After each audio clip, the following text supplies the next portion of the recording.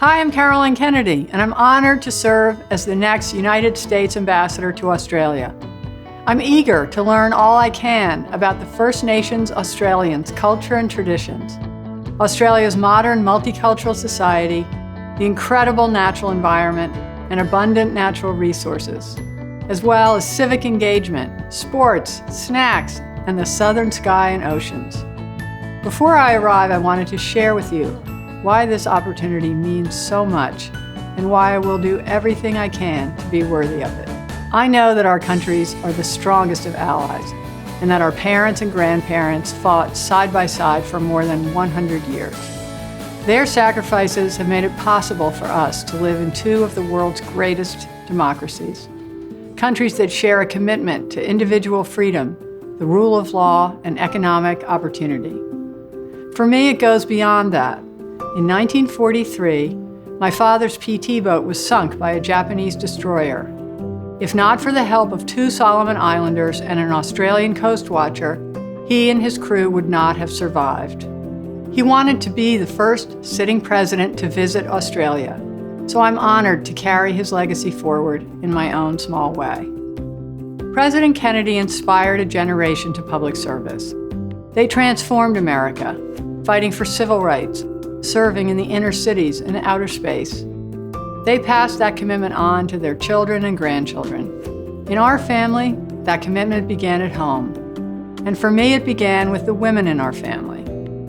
My grandmother was a woman of deep faith and patriotism. She made sure that her children and grandchildren understood that there is nothing more rewarding than helping others, and that we each have a responsibility to serve our country.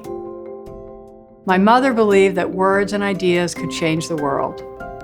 And in my books on the Constitution and American history, and my work in education, I have tried to make our fundamental democratic ideals accessible to new generations. The most important thing I learned is that none of us expect to be the ones who have to fight for freedom. But we each must be prepared to stand up for what we believe in if we want to pass these precious values on.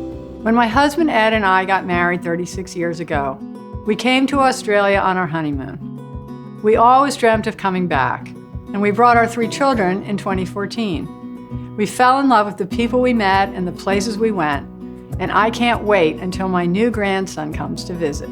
I'm honored to represent President Joe Biden, who I've admired since I was a Senate intern in 1974. He worked closely with my Uncle Teddy on the issues that matter most: healthcare and economic justice for working families. When I was ambassador to Japan, I worked closely with Vice President Biden. He visited the region and strengthened relationships with our allies and partners. And no one is more committed to advancing peace and stability, fighting climate change, and increasing American economic engagement in the region than the Biden-Harris administration. And I'm proud to be a member of the team. I look forward to working closely with Prime Minister Albanese, Foreign Minister Wong, and the government to advance our shared democratic values, strengthen our commitment to a healthy, peaceful, and prosperous Indo-Pacific, and advance the transition to a green energy world. I hope to make friends and learn from as many people as I can, especially young people who deserve the strongest voice in their future. So please come up and say hello if you see me. This is a critical time in the history of our two countries. What we do together in the next few years will determine the future of the region and the planet, and I can't wait to get started.